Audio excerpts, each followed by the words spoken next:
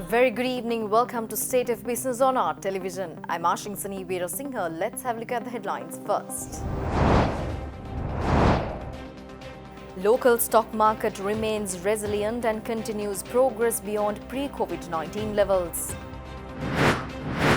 Landing and parking charges at Mattal International Airport waived off for 1 year.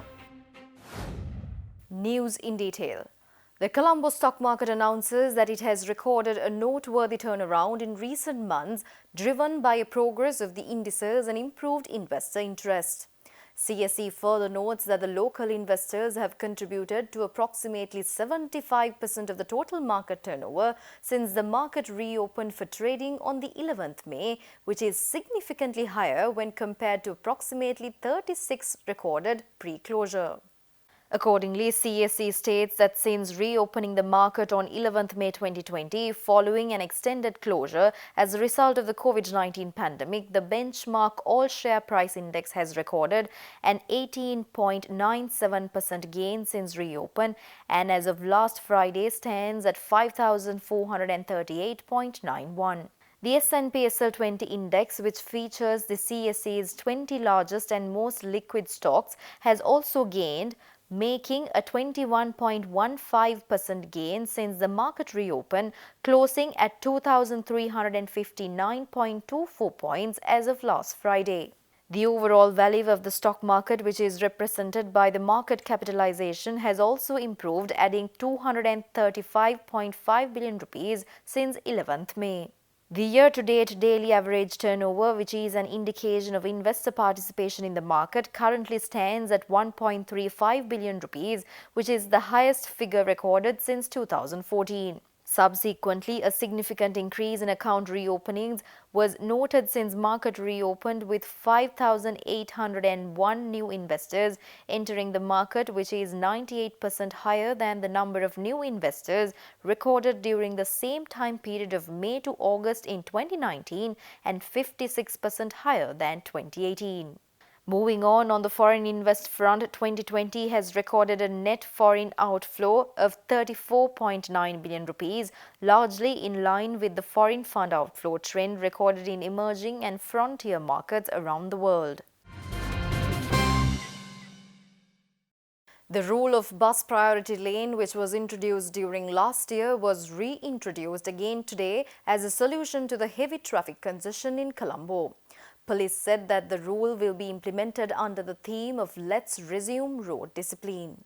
The traffic lane law, which is being implemented to reduce the traffic congestion in Colombo and suburbs, was reintroduced this morning. The lane law was temporarily suspended in the western province during the coronavirus pandemic. Police say that the lane law will be enforced with the aim of educating the public for 3 days from today until the 16th.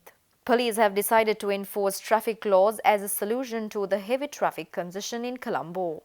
Director of the Traffic Control and Road Safety Division, SSP Indika Hapugoda, said that the lane rule will be implemented under the theme of Let's Resume Road Discipline. He also said that the lane control has been operating successfully in the past, but it was not implemented during the curfew imposed to control the spread of coronavirus pandemic. Police admitted that it was a difficult exercise for them as well as the drivers to adjust to the law after a considerable gap. However, they were fully positive that the situation will be brought back to normal after 2 to 3 days.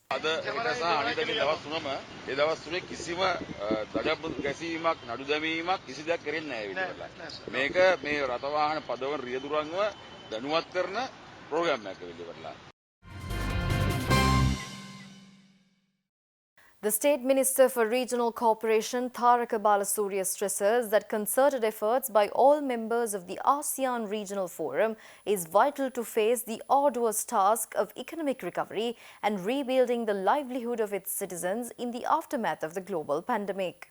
In the meantime, representing Sri Lanka at the 27th ASEAN Regional Forum, which was held last Saturday virtually, State Minister Balasuriya stated that the misuse of information and communication technology is a major hindrance to the global security and called for collective efforts to mitigate threats such as cybercrime and cyber attacks on critical infrastructure. Having originated as a public health crisis, COVID-19 pandemic has also developed into a global economic crisis with severe and potentially lasting impact on economic activity, employment and trade. The countries in the region face the uphill task of economic recovery and building the livelihood of its citizens in the aftermath of global pandemic. Achieving prosperity and promoting people-centric economic development plan is key. Excellencies and distinguished delegates. Issues our countries face are no longer confined to geographical boundaries of a respective country. As we live in difficult times characterized by traditional and non-traditional security issues, Sri Lanka rests importance to collective commitment to regional stability and recovery, practical security cooperation, maritime and cyber security, counterterrorism, and transnational crimes and non-proliferation and disarmament. In this context, I reiterate that the future direction of ARF must strive to achieve these objectives through an all-inclusive approach. Misuse of information and communication technologies represents one of the most critical modern challenges to global security. Sri Lanka believes that there is an urgent need for cooperation among states to mitigate threats such as cybercrime, cyber attacks on critical infrastructure. Stay tuned for more news after this short break.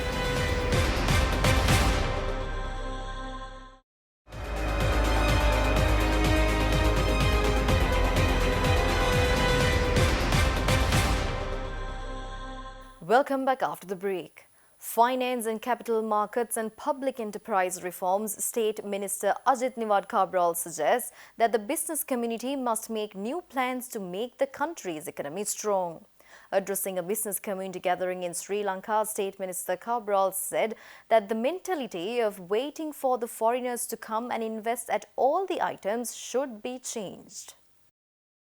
ඒකත් මම ඔබතුමාලාගෙන් බලාපොරොත්තු වෙන්නේ මෙන්න මේ දේවල් කළ යුතුයි කියන එක මම හිතන්නේ තාමත්ම අවශ්‍යයි. සමහර කෙනාට අපිට මුදල් අවශ්‍ය වෙන්නේ නැහැ. සමහර කෙනාට අපිට කරන්නට රජය අවශ්‍ය වෙන්නේත් නැහැ. සමහර කෙනා අපිටම කරන්න පුළුවන් වෙයි. ඒවා කිරීමට අපි බලමු කොහොමද කරන්න කියලා. ඒක මම මේ මෑතක කාලේ ඉඳන්ම කතා කරන දෙයක් තමයි මේ ක්‍රිබ් එක ගැන. බොහෝ දෙනෙක් බොහොම පැතිවලින් කියලා තිනවා මේ ක්‍රිබ් එකෙන් වෙන අයහපත් දේවල් ගැන. යහපත් දේවල් සිදු වෙනවා ඇති. ඒකට ඒ යහපත් දේවල් මතු කරගන්නට නම් සමහර අයහපත් දේවල් අඩු කරගන්නට අලුතෙන් මුදල් ගලා එන්නට කටයුතු කරන්න ඕනේ. හැමතිස්සෙම අලුතෙන් මුදල් ගලා එන්නට ඕනේ පිට රටින් පමණක් නෙමෙයි. මම ගිය සතියේ කතා කරුවා අපේ රටේ ඉන්න ස්ටොක් බ්‍රෝකර්ස්ලාට තරව්කරුවන්ට කතා කරුවා.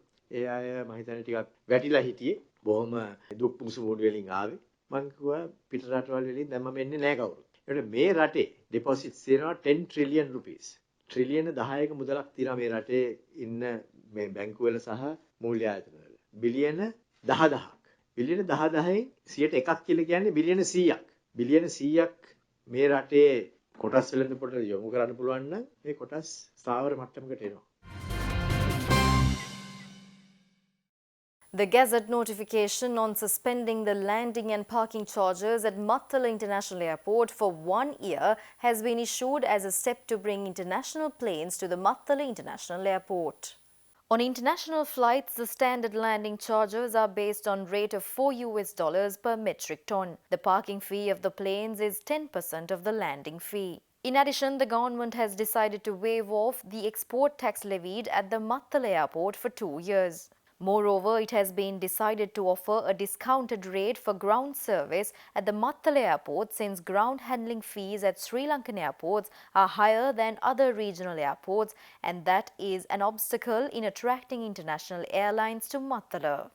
The government has also decided to provide fuel under subsidized prices for flights arriving in Mattala, and Minister Prasanna Ranatunga says that discussions have already been held with the Ceylon Petroleum Corporation in this regard. Minister Prasanna Ranatunga states that all these concerted steps will be taken to transform the Mattala International Airport into an active airport, along with developing it as the second international airport in the country within the next 6 months. State Minister for Cane, Bras, Clay, Furniture and Rural Industry Promotion, Prasanna Ranavira, calls upon all the relevant officials to formulate an extensive plan to uplift the local industries, including short-term, mid-term and long-term targets. State Minister Ranavira made these observations addressing the Vidata officials recently. Accordingly, State Minister for Cane, Bras, Clay Furniture and Rural Industry Promotion Prasanna Ranavira highlighted that local industries should be uplifted along with the modern and international trends. He further noted that countries such as Malaysia and Vietnam are success stories of the local markets and that it is high time Sri Lanka learned from these success stories. Moreover, State Minister emphasized that his state ministry is looking forward to incorporate Vidata representatives from each district to gain the feedback on uplifting the industry. State Minister added that everybody should get together to bring into line the growth of the local industries with the national growth. We will be back with stock updates after this short break.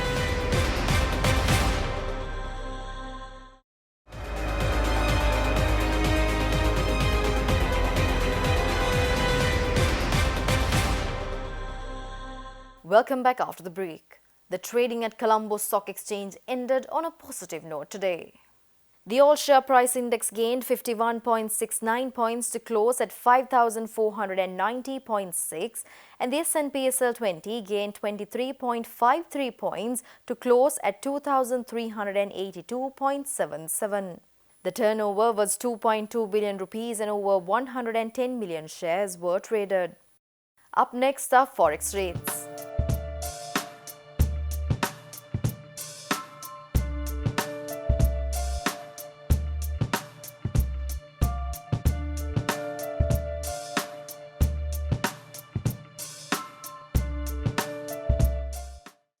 And that's all the news for today. See you tomorrow with State of Business at the usual time. Until then, take care. Good night.